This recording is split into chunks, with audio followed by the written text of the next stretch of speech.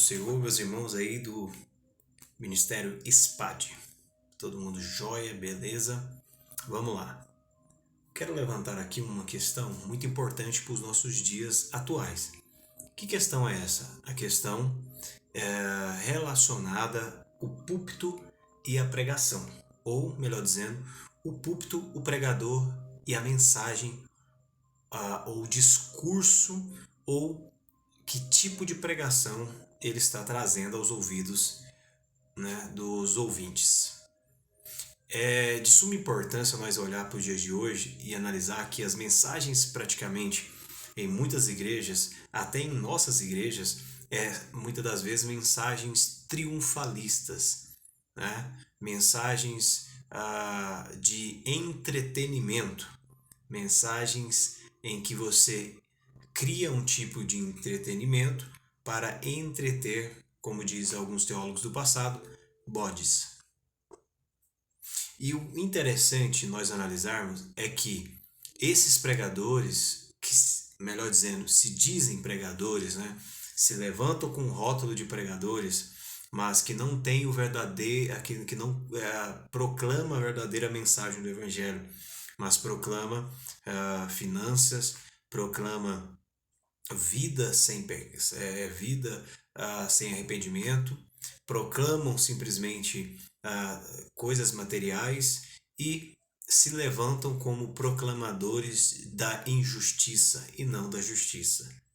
Temos que ver que hoje as mensagens que se levam em púlpitos muitas das vezes, mensagens cheias de analogias, cheias de discursos retóricos, eloquência, né, oratória, até importante e até de uma certa forma que capta a atenção dos ouvintes. Porém, é uma mensagem morta.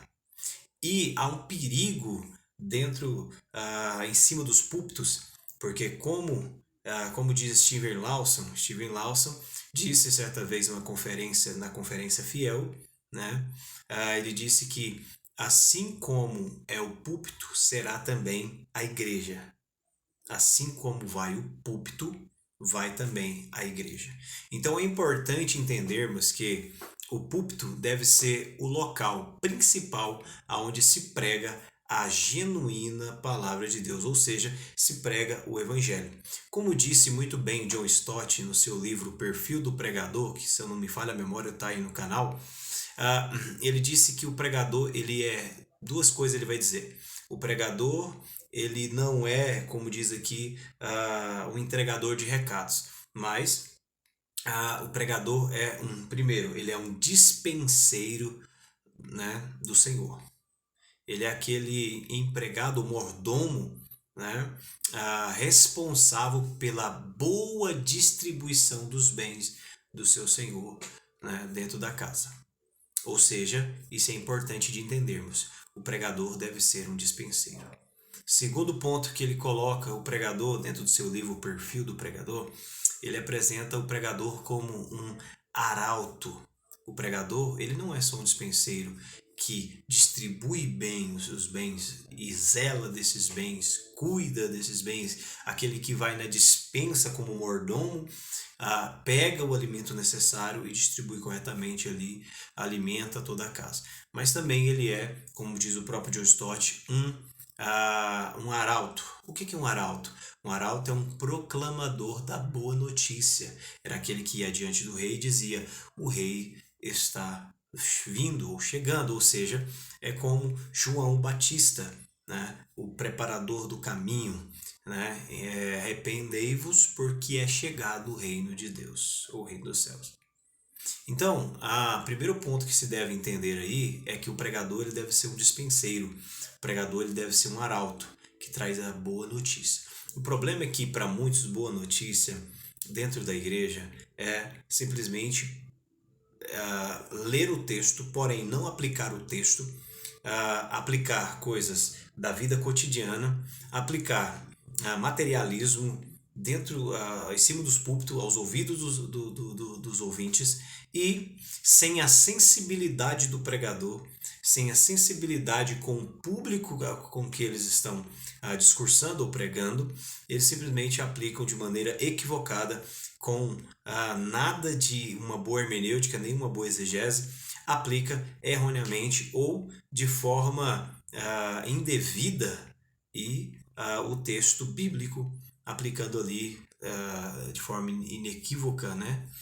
Textos como Filipenses capítulo 4, verso 13, sem analisar o contexto do que Paulo está dizendo, por que Paulo está dizendo que todas as coisas ele pode naquele que fortalece, sem analisar todo o contexto anterior ali, pegando textos como Salmo 23, sem analisar o escrito, ou sem analisar o que está realmente, o que realmente o salmista Davi queria dizer ali no Salmo 23, pegando vários outros textos como Deuteronômio 28, para tentar aplicar, né, desempenhar ali uma forma aplicativa da escritura de uma exegese, não de uma exegese, ou seja, não é uma exegese que muitos pregadores fazem. O que é uma exegese? De forma bem simples, exegese é pegar de dentro do texto e expor para fora, né?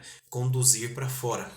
Uma exegese é querer colocar o que está fora dentro do texto, ou seja, alguns pregadores tentam colocar a sua própria ideia no texto.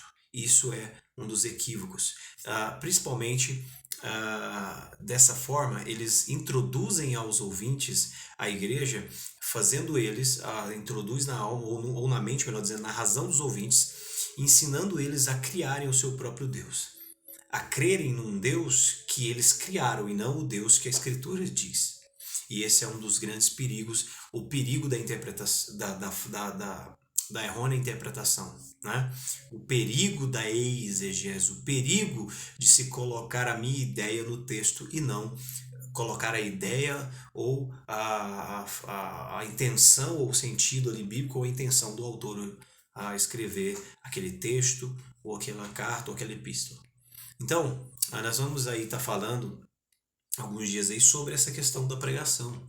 E eu queria ler algo aqui para vocês que eu achei muito interessante e que é de suma importância. Primeiro, nós temos que entender em Atos dos Apóstolos, capítulo de número 2, né, a parte ali quando Pedro se levanta, né, do verso 13, 14 adiante, quando Pedro se levanta com a mensagem bíblica, o que Pedro faz? Primeiro, Pedro, ele lê o texto de Joel, capítulo 2, verso 28, ele interpreta o texto, ou seja, explica o texto, e depois ele aplica o texto aos irmãos. Dois textos são usados dois livros aí são usados por Pedro, o livro profético de Joel e o livro de cânticos ali de Salmos, né? Onde ele vai relatar sobre, confirmando ali, dando ali uma confirmação sobre a ressurreição de Jesus, quando ele cita o Salmo de Davi, dizendo, o próprio Davi dizendo: o Senhor não deixará o teu servo apodrecer, se desinteriorar o seu corpo na sepultura. Então isso é bem interessante analisar primeiro o Atos dos Apóstolos, capítulo número 2, a mensagem de Pedro. A mensagem de Pedro praticamente era uma mensagem que dá para se colocar em dois sentidos. Primeiro, a mensagem de Pedro aqueles irmãos ali era: creiam para que vivam e arrependam-se para que sejam salvos. Então, o pregador deve pregar com essa mesma intenção: creiam para que vivam, arrependam para que sejam salvos. É interessante o que eu quero ler aqui para vocês. Deixa eu só pegar aqui.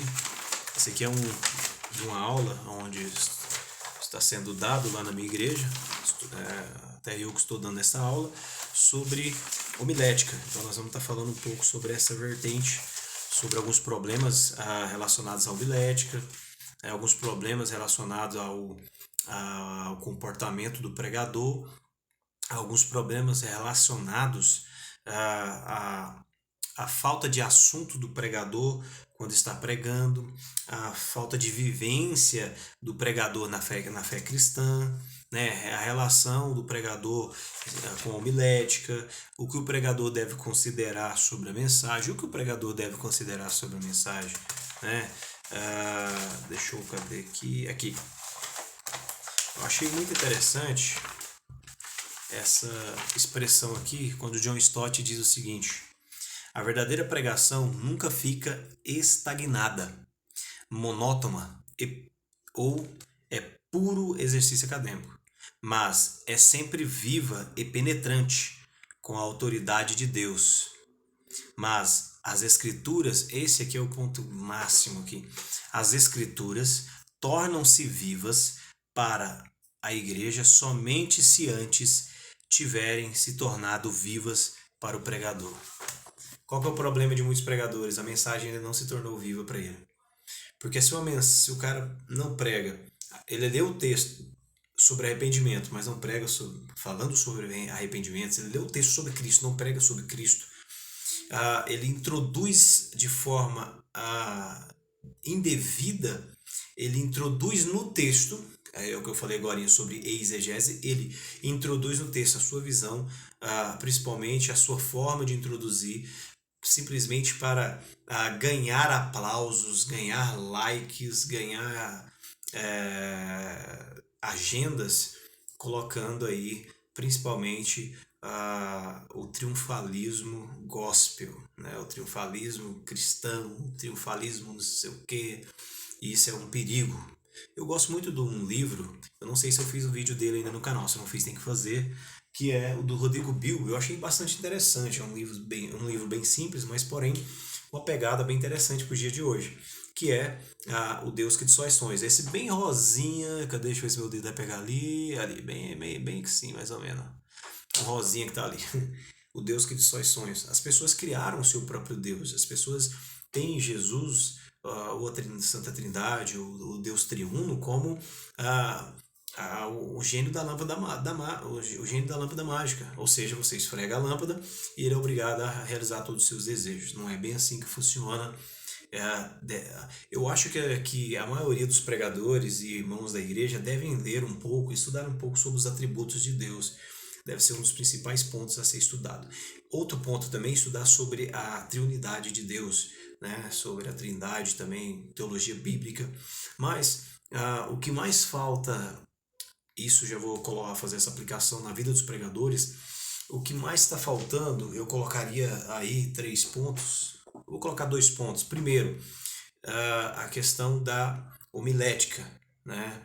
Eles entenderem o que realmente é o discursar em público, ter a sensibilidade com a cultura, com o povo, com o público-alvo, como o próprio Hernandes Dias Lopes aplica muito bem isso aí, né? Outra coisa importante também aí da homilética e entendermos, o segundo ponto é sobre a questão da interpretação, a exegese e a hermenêutica. O que mais tem que se precisar, o que mais está faltando nos púlpitos na igreja é uma boa e correta interpretação das escrituras. Então, eu achei isso aqui muito importante. As escrituras tornam-se vivas para a igreja, olha tanto que isso é magnífico, somente se antes tiverem se tornado vivas para o pregador. Isso aqui é de uma tonalidade, de um impacto muito importante. E outro ponto importante aqui é que, através da pregação, Deus transforma a história passada em realidade presente. A cruz foi e será sempre um evento histórico e único no passado. Ou seja, nós precisamos de pregadores que ainda, pregadores como Paulo. Paulo dizia, nós pregamos Cristo crucificado, né, que era escândalo para os judeus e loucura para os gentios. Nós precisamos de pregadores que preguem o texto bíblico, principalmente de forma expositiva. Gosto muito da mensagem da pregação textual, porém muito mais da pregação expositiva, e hoje a que eu mais utilizo é a pregação expositiva. Por quê? Porque traz uma certa clareza. É como se a pregação expositiva é como se trouxesse luz, né, ao entendimento de quem está ouvindo, porque ela traz uma certa clareza do que o autor realmente estava dizendo ali naquele texto, naquela época para aquele povo, e aí vem a questão da arte e a ciência da interpretação, que é a hermenêutica, a sensibilidade de como trazer corretamente, sem mudar o sentido do texto, trazer e aplicar corretamente a mente, porque primeiro a mensagem ela deve atingir primeiro a mente, né, ao entendimento, depois ela atingirá também o coração. Amém? Ou seja, a vontade ali, o desejo, né? Então, a gente vai fazer outros vídeos para não ficar muito extenso esse vídeo, já está com 15 minutos aí. Dê o seu like aí. A gente vai estar falando sobre alguns pregadores. Na verdade, não sobre o pregador. Na verdade, vou aplicar corretamente aqui. Volto atrás da minha colocação. Na verdade, sobre a forma em que alguns estão pregando, ou a mensagem que eles estão levando. Mensagens de analogias, onde se pega um celular, ou uma melancia, ou não sei o que, ou isso ou aquilo, para aplicar de forma indevida em cima do púlpito uma mensagem que não está dentro do texto bíblico, e isso acarreterá simplesmente, trará sobre essa pessoa simplesmente meninice. Isso não trará sobre quem está ouvindo, o público-alvo ali, uma boa, né, visão, ou melhor dizendo, não trará sobre o público-alvo não gerará sobre o público-alvo arrependimento, não gerará sobre o público-alvo interesse verdadeiro pela Escritura ou pelo Deus das Escrituras, mas gerará simplesmente um certo tipo de palavras de autoajuda, a qual é o que está sendo mais introduzidos hoje na igreja, porque eles confundem o que é palavra de autoajuda, eles confundem o que é pregação genuína com pregação de coaches.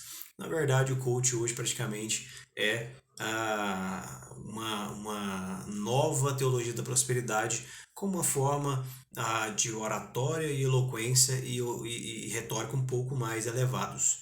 Então, Deus abençoe cada um de vocês. Esse aqui é uma apostilinha aqui do curso SPAD, o curso meu aí do Pastor Jefferson, tá vendo? Tem o sumarinho tudinho certinho. Esse aqui eu imprimi para os meus alunos ali da AD Campinas, né? Aqui tem introdução ao conteúdo, relação entre hermenêutica e homilética, o que é hermenêutica, homilética, problemas da homilética, relação divino e humano na homilética, e agora o pregador, a síntese dessa primeira aula, e agora eu estou ensinando nessas duas últimas segundas, na verdade ensinei essa segunda, e a próxima segunda ensinando eles a como produzir aí um sermão, né? Aí ensinando a eles sobre os 3 tipos de sermão: sermão temático, textual e expositivo, ensinando a fazer cada um desses e aplicando sobre a vida deles, dizendo sobre qual é o melhor desse sermão para conduzir, para aplicar, para pregar na igreja. Ou seja, acredito que seja a mesma mensagem que os apóstolos pregavam, que é a mensagem, o sermão expositivo. Então, que Deus possa abençoar todos vocês. Vamos estar aí falando, apresentando alguns livros muito interessantes sobre a arte da pregação, né? Como pregar o evangelho e outras coisas a mais. Deus abençoe, fiquem na paz.